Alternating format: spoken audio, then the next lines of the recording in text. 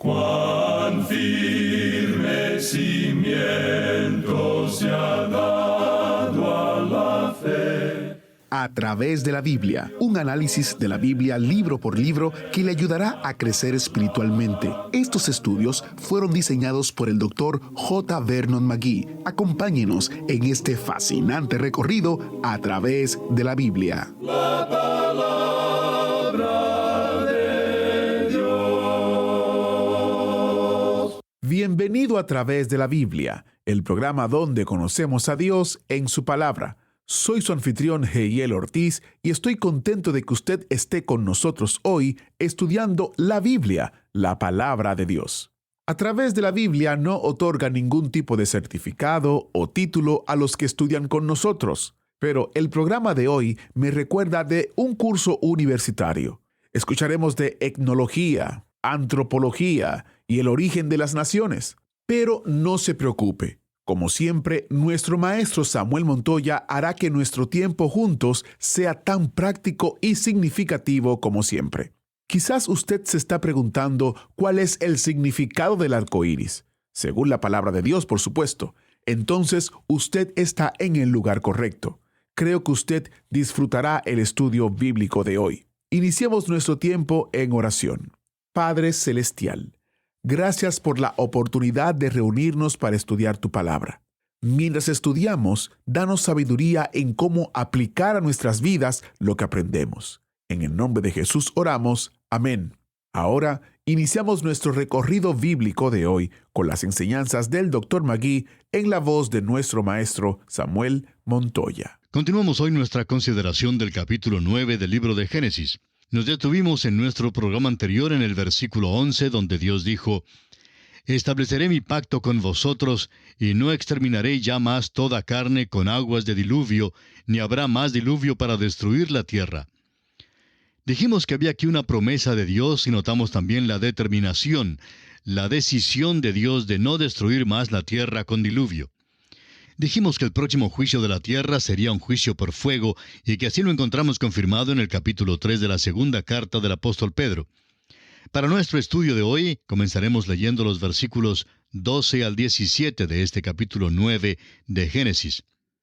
Y dijo Dios: «Esta es la señal del pacto que yo establezco entre mí y vosotros y todo ser viviente que está con vosotros por siglos perpetuos.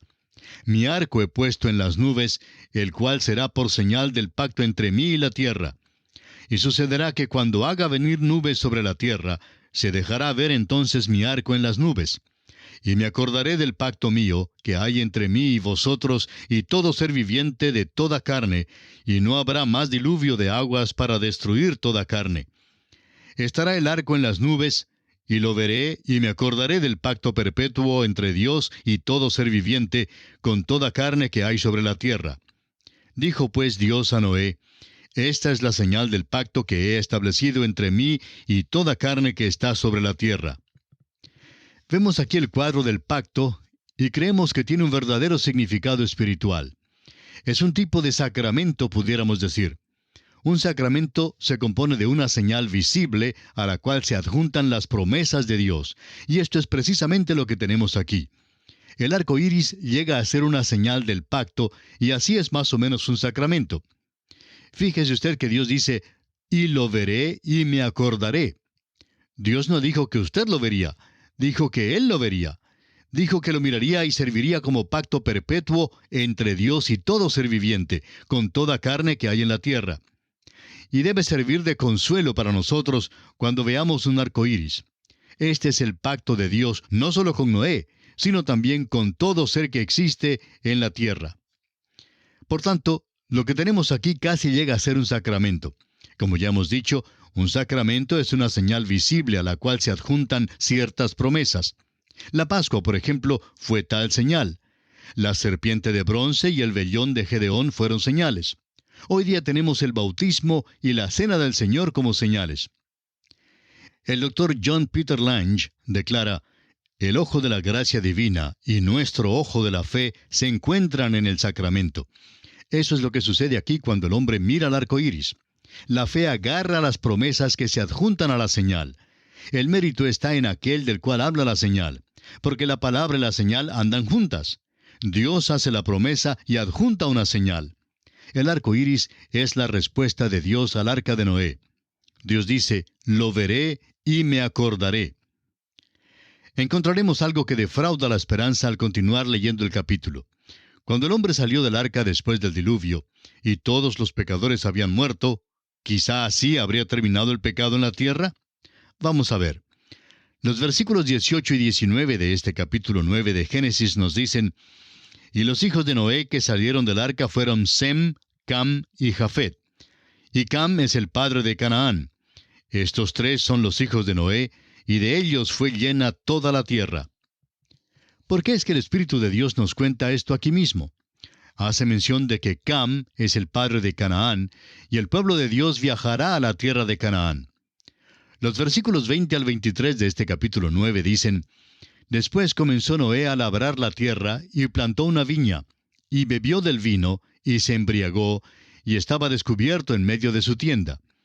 Y Cam, padre de Canaán, vio la desnudez de su padre, y lo dijo a sus dos hermanos que estaban afuera. Entonces Sem y Jafet tomaron la ropa y la pusieron sobre sus propios hombros, y andando hacia atrás cubrieron la desnudez de su padre, teniendo vueltos sus rostros, y así no vieron la desnudez de su padre. Lo que encontramos aquí, amigo oyente, es el pecado de Noé. El hecho es que Noé se embriagó, y esto es pecado. No se le puede disculpar aunque muchos intentan hacerlo. Alguien dirá que Noé estaba ignorante del efecto del vino, ya que nadie se había embriagado antes. Pero usted se fijará que antes del diluvio, la embriaguez no era mencionada como uno de los pecados. Hay también quienes sostienen la teoría de la cúpula en cuanto al diluvio. Hay muchas cosas de las cuales no hemos tenido tiempo a hablar. La teoría de la cúpula es la que dice que hubo una capa de hielo alrededor de la tierra por la cual se infiltraba el sol. Se cree que es posible que las uvas no se fermentaran antes del diluvio y que fue algo nuevo en la experiencia de este hombre Noé. Bueno, todo lo que podemos decir es que este es un mundo nuevo y un nuevo principio, pero que todavía existe el viejo pecado y este incidente nos lo revela. Ahora la gran pregunta es, ¿por qué nos cuenta Dios este incidente?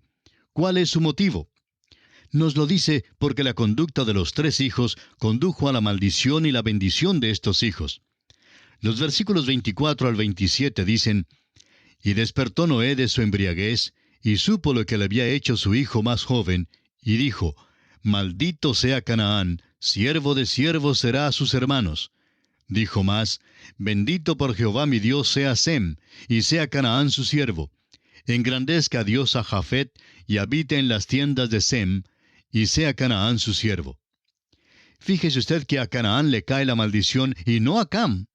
Es importante notar esto. También quisiéramos dar respuesta a la pregunta que siempre se hace, ¿cae la maldición de Cam sobre la raza negra? La respuesta es que no, no es verdad. Eso es absolutamente absurdo y la Escritura no lo enseña. La coloración de la piel, el pigmento que está en la epidermis de la familia humana, está allí por razón de la luz del sol afuera y no por el pecado que está por dentro. Los hijos de Sem van a Canaán, y esa es la razón por la cual se menciona la maldición aquí. Canaán será un siervo de sus hermanos. Y debemos recordar que las primeras dos grandes civilizaciones, de los egipcios y de los babilonios, fueron civilizaciones camitas. Las dos fueron camitas. Ahora, si el hombre hubiera sido quien escribió este libro y nos hubiera contado del pecado de Noé, habría hecho una de estas dos cosas. O lo habría encubierto y habría hecho de Noé un héroe, o lo habría contado de una manera mucho más sórdida que lo que encontramos escrito. El hecho es que se relata por el Espíritu de Dios con un motivo. Se relata para dejarnos saber que Dios estaba animando al pueblo de Israel que entrara en la tierra de Canaán. Ellos sabían que se había pronunciado una maldición sobre Canaán y que había un juicio sobre ellos. Esto se descubre al leer lo demás de la Escritura, y especialmente el Antiguo Testamento y la historia secular. La mayor parte de los hijos de Canaán han desaparecido.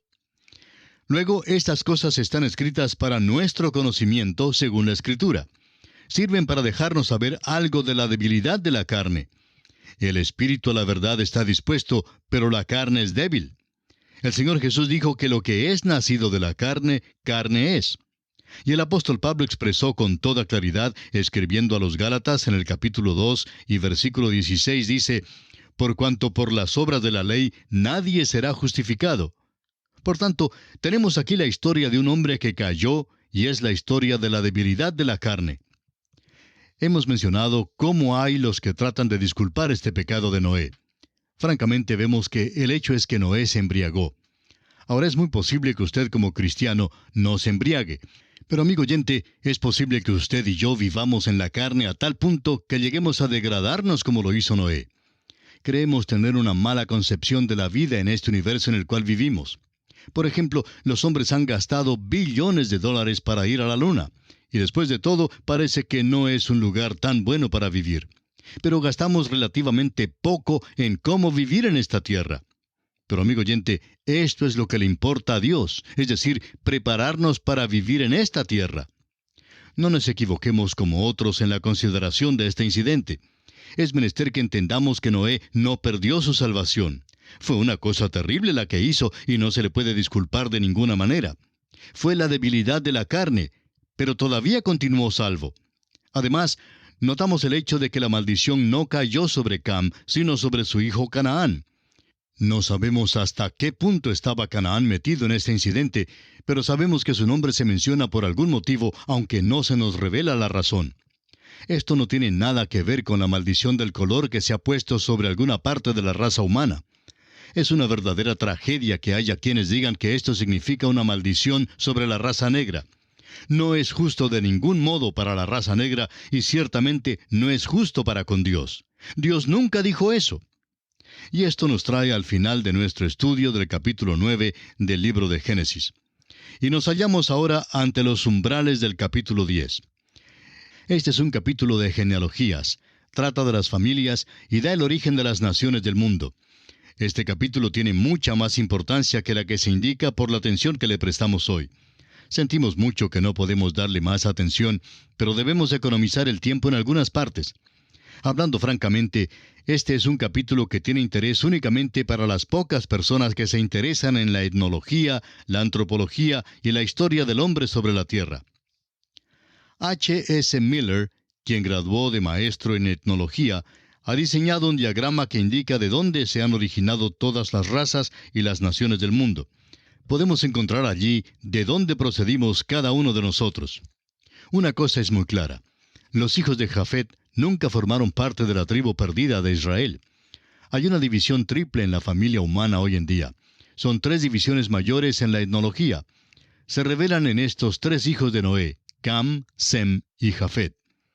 Este capítulo 10 nos da la genealogía de estos 3 hijos, los hijos de Jafet en los versículos 1 al 5, los hijos de Cam en los versículos 6 al 20, y los hijos de Sem en los versículos 21 al 32. Jafet y Cam fueron los hijos que sobresalieron al principio. Y encontramos aquí una vez más el mismo ejemplo que hemos encontrado hasta ahora y que continuará a través de la Biblia. Es decir, que Dios da primero la línea rechazada y da una palabra con respecto a ella y luego pone fin al asunto y no lo trae de nuevo a discusión. Luego da la línea aceptada, la línea que conduce a Cristo y continúa refiriéndose a aquella línea. Los versículos 1 y 2 de Génesis 10 dicen, estas son las generaciones de los hijos de Noé, Sem, Cam y Jafet, a quienes nacieron hijos después del diluvio. Los hijos de Jafet, Gomer, Magog, Madai, Javán, Tubal, Mesec y Tiras. Según el diagrama que mencionamos hace un momento de H.S. Miller, el etnólogo, los escitas, los esclavos, los rusos, los búlgaros, los bohemios, los polacos, los eslovacos y los croatas procedieron de Magog. Las razas indias e iranias, los medos, los persas, los afganos y los kurdos, todos procedieron de Madai. De Javán procedieron los griegos, los romanos y las naciones romances, tales como Francia, España, Portugal, Italia, etc. Procediendo de Tiras están los tracios, los teutones, los germanos, y luego de aquellos proceden los germanos orientales y los europeos, los germanos del norte o los escandinavos, los germanos del oeste, de quienes proceden los alto germanos y los bajo germanos, y luego los anglos y los sajones, la raza anglosajona y los ingleses. Bueno, no podemos discutir el diagrama total, pero es un estudio interesante. Podemos ver que la mayoría de nosotros acá en las Américas descendemos de estas líneas. Veamos ahora a los hijos de Cam. El versículo 6 de Génesis 10 dice, los hijos de Cam, Cus, Misraim, Fut y Canaán. Esto nos hace ver que había otros hijos de Cam, pero que la maldición de Noé recayó sobre Canaán. No sabemos por qué no cayó también sobre los otros. De Cus descendieron los etíopes, de Canaán procedieron los fenicios, los hititas, los amorreos, los jebuseos y los gergeseos. De Misraim descendieron los egipcios y los libios. Todas estas razas son camitas. Ahora los versículos 8 al 10 nos dicen, y Cus engendró a Nimrod, quien llegó a ser el primer poderoso en la tierra. Este fue vigoroso cazador delante de Jehová, por lo cual se dice, así como Nimrod, vigoroso cazador delante de Jehová. Y fue el comienzo de su reino Babel, Erec, Acad y Calne en la tierra de Sinar. Se nos dice que Nimrod fue poderoso. Realmente lo que deseaba este hombre era llegar a ser el soberano de un gran imperio mundial.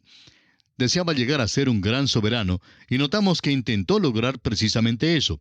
Fue un gran cazador delante del Señor. Ahora, esto no quiere decir que fue un cazador de animales salvajes.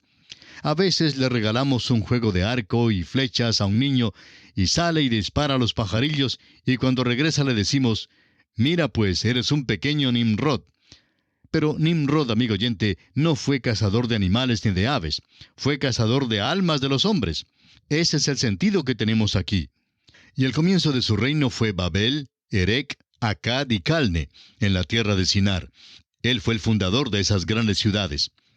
Podemos obtener mucho de la historia de Nimrod al leer la historia secular. Alexander Hislop, en su libro Las dos Babilonias, nos da los antecedentes en los cuales no vamos a entrar hoy, pero es una historia fascinante de cómo la Torre de Babel, sin duda, tiene su origen en Nimrod. Fue él quien procuró juntar a la raza humana después del diluvio en un esfuerzo por unirla en una nación sobre la cual él pudiera llegar a ser el gran soberano mundial. Fue rebelde, fundador de Babel y cazador de las almas de los hombres. Fue desobediente y es una sombra o tipo del último soberano mundial, el anticristo, que ha de venir todavía. También será un hombre de pecado y será un duplicado de Nimrod. Este es pues el hombre que está delante de nosotros aquí en estos versículos. La primera gran civilización procedió de los hijos de Cam. Debemos reconocer eso. Es demasiado fácil hoy en día adherirnos a las viejas normas que nos enseñaron en la escuela. La raza negra, por su parte, desea que haya un estudio adicional de su raza, y con razón. No le han dado una oportunidad durante los 100 años pasados.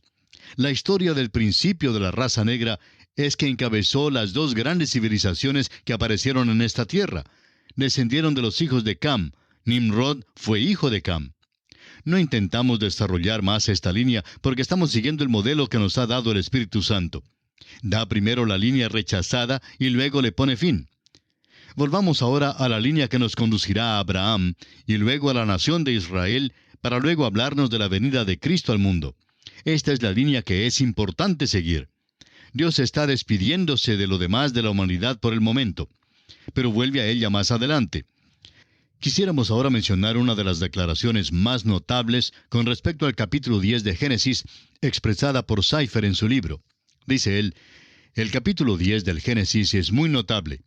Antes de que Dios deje que las naciones caminen por su propia cuenta y comiencen a tratar con Israel, su pueblo escogido desde los descendientes que datan de Abraham, se despide bondadosamente de las naciones de la tierra como si estuviera diciendo, les estoy dejando por un tiempo, pero las amo.